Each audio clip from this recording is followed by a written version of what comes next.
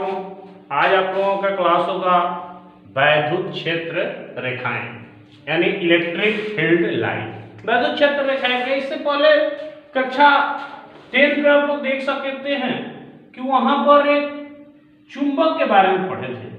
चुंबक जो north pole था, साउथ पोल था, नॉर्थ पोल से रेखाएं निकल रही थी और साउथ पोल को प्रवेश कर रही थी। ऐसा हम लोग पीछे क्लासों में देखे थे, 10 में, नीचे 8 में, तमाम इसको लाइनों को हम लोग ड्रॉ किए थे जो चुंबकीय क्षेत्र के अंतर्गत था। जब हम लोग इन लाइनों को अध्ययन कर रहे थे तो हम देखे कि ये काल्पनिक रेखाएं हैं, लेकिन ये वास्तविक विद्युत क्षेत्र की, वास्तविक चुंबकीय क्षेत्र को व्यक्त करती है। उसी तरह हम विद्युत क्षेत्र रेखाओं को भी परिभाषित कर सकते हैं, यानी वैद्युत क्षेत्र रेखाएं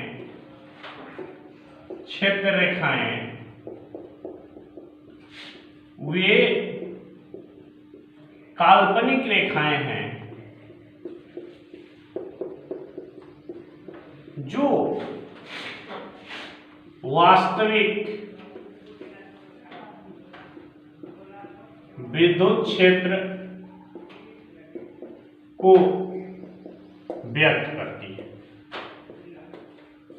यानी है तो काल्पनिक रेखाएं, परंतु ये वास्तविक विद्युत क्षेत्र को व्यक्त करती है। कैसे, इस बात को हम लोग समझे। जैसे मान लेते हैं कोई रेखा हम खींचे, जैसे मान लेते हैं कोई कर्व है, लाइन है, हम यहाँ पॉइंट डिनोट कर दिए और हम ये चाह रहे हैं कि हम पता करें कि इसकी क्षेत्र रेखाओं की दिशा क्या है। तो क्षेत्र रेखाओं की दिशा पता करने के लिए हम इनकी विद्युत क्षेत्र की दिशा पता करने के लिए हम क्या करेंगे, इस पर स्पर्श रेखा खींचते हैं, इस पॉइंट पर स्पर्श रेखा खींचेंगे और स्पर्श रेखा की दिशा ही उस बिंदु पर विद्युत क्षेत्र की दिशा होती है। यानी स्पर्श जो रेखा खींचा जाता है, इस क्षेत्र को हम पिछले टॉपिक में पढ़े थे, विद्युत क्षेत्र, ये विद्युत क्षेत्र की दिशा है। इस काल्पनिक रेखा पर विद्युत क्षेत्र की यही दिशा है, जिससे हम लोग वहां पर विद्युत का अनुभव कर सकते हैं। विद्युत क्षेत्र रेखाएं हम कह सकते हैं परिभाषा के रूप में और परिमार्जित कर सकते हैं। विद्युत क्षेत्र रेखाएं किसी बिंदु पर स्पर्श रेखा उस बिंदु पर विद्युत क्षेत्र की दिशा को प्रदर्शित करती है। यानी विद्युत क्षेत्र रेखाओं के स्पर्श बिंदु से खींची गई रेखा विद्युत क्षेत्र को व्यक्त करती है।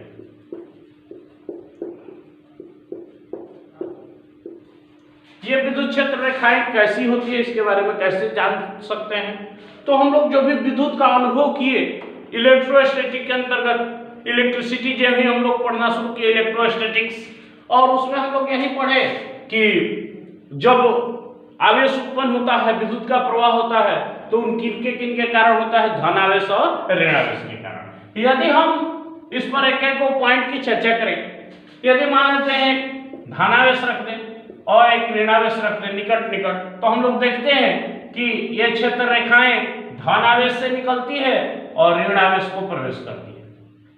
धनावेश से निकलती है और ऋणावेश को प्रवेश करती है। ये बल रेखाओं की पहली विशेषता है। ये धनावेश से निकल रही है और ऋणावेश को क्या कर रही है, प्रवेश कर रही है। यदि मान लेते हैं हम कल्पना करें कि यदि एक अकेले धनावेश हो, सिंगल हो, तो हम लोग क्या देखेंगे कि बल रेखाएं इससे क्या होगी, निकलेगी।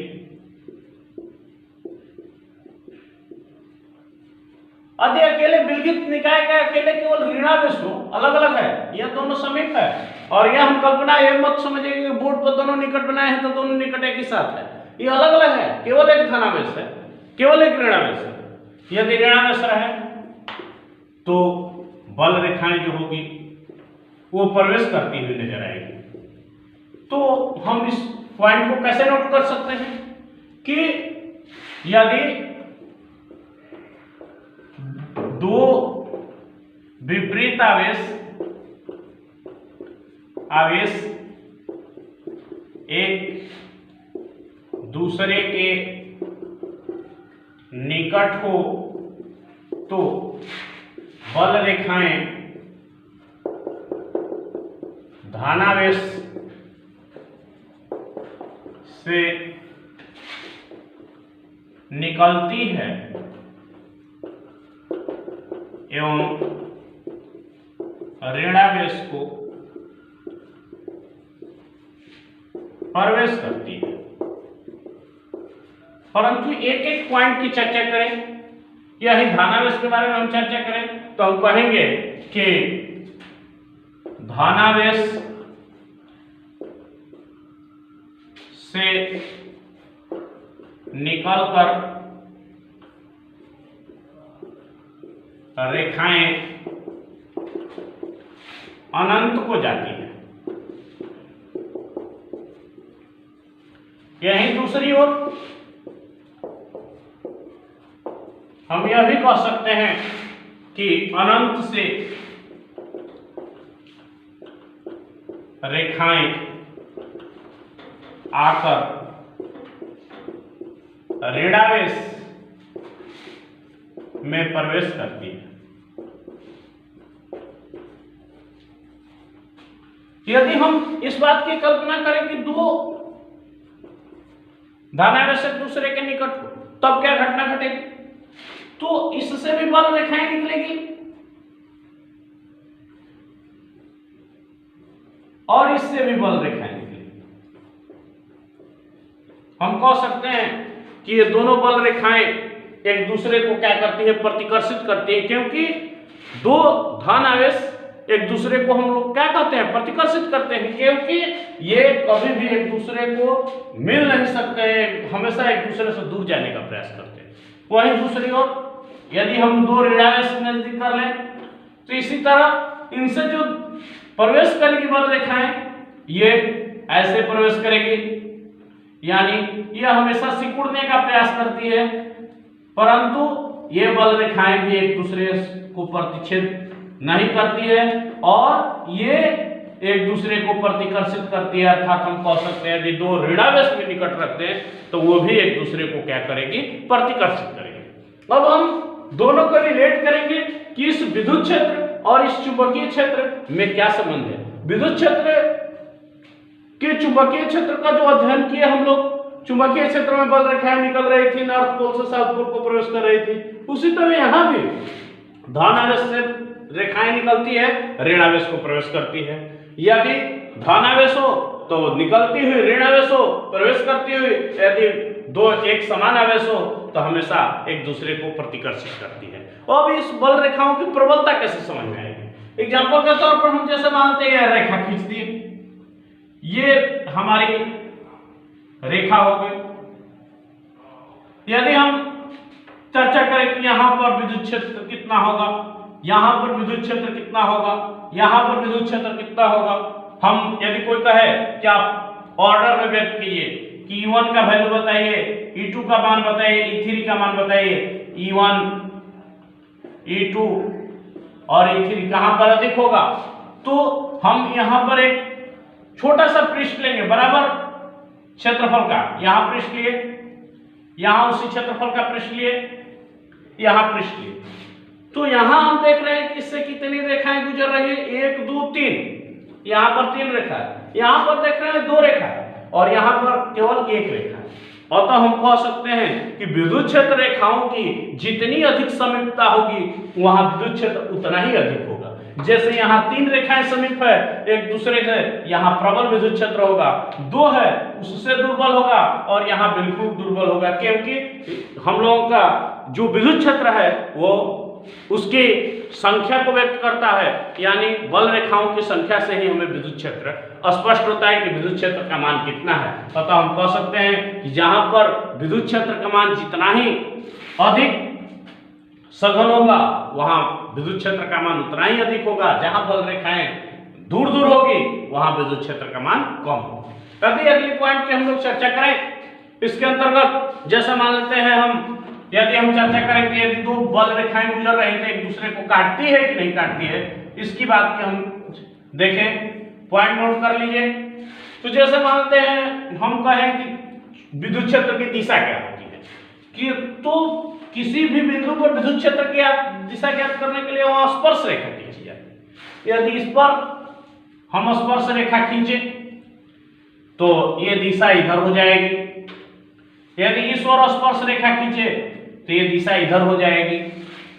इस क्षेत्र के दो दिशाएं हो जाएगी, दो दिशाएं इस क्षेत्र की हो जाएगी, जो कि संभव नहीं है। कभी भी चुंबकीय क्षेत्र की एक दिशा होती है, दो दिशाएं संभव नहीं।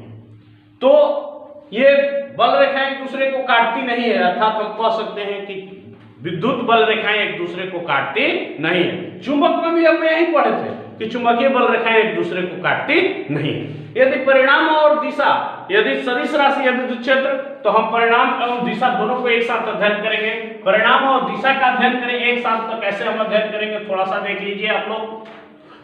यदि मान लेते हैं हम यहाँ खींच दिए बल रेखाएं, यहाँ इस तरह की बल रेखाएं इसी दूरी पर खींच दिए, कोई पूछ देगा कि दोनों बल रेखाएं सेम है कि अलग अलग है, ऐसा प्रश्न हो सकता है। तो देखिए परिणाम, ये दोनों परिणाम बताता है कि ये कितनी निकट है। यहाँ हम समझाए कि विद्युत क्षेत्र की दिशा आप क्या बताती है कि बल रेखाओं की समीपता बताती है। यदि बल रेखा जितना ही समीप है वो उतना ही परिणाम में अधिक है, और बल रेखाएं जितना ही दूर है वो उतना ही विद्युत क्षेत्र का मान कम है।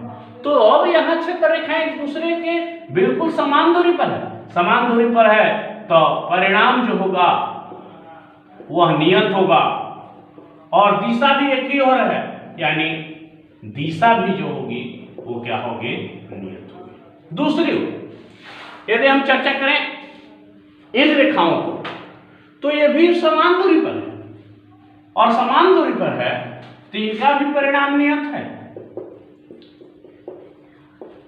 परंतु दिशा यदि चर्चा करें तो यहां पर यदि खींचेंगे तो इसके स्पर्श रेखा ये हो जाएगी, यहां पर खींचेंगे ये हो जाएगी, यहां पर खींचेंगे इस ओर हो जाएगी। तो हम कह सकते हैं कि इसकी दिशा नियत नहीं है। परिणाम नियत है परंतु दिशा नहीं नियत है, यानी दिशा जो है वह नियत नहीं है। यदि मान लेते हैं हम और इसके एग्जाम्पल देखें, यदि तो हम देख सकते हैं, जैसे मान लेते हैं हम बल रेखाएं खींच दिए, एक यहाँ खींच दिए, यहाँ खींच दिए, यहाँ खींच दिए और यहाँ खींच दिए। तो हम यदि दूरी के बारे में बात करें तो देखिए ये कभी भी परिणाम में बराबर नहीं हो सकती। ये दूरी अलग है, ये समीप है, ये दूरी अलग है, यानी इसका परिणाम जो है वह नियत नहीं है, परंतु दिशा जो है वह नियत है। तो इस तरह हम लोग चुंबकीय बल रेखाओं के तमाम बारे में जानकारी पढ़े, और जानकारी पढ़े जिसके अंतर्गत हम देखें कि चुंबकीय बल रेखाएं होती क्या है, उसका परिणाम कैसे पता चलता है, उसकी दिशा कैसे पता चलती है। फिर अगले पॉइंट नेक्स्ट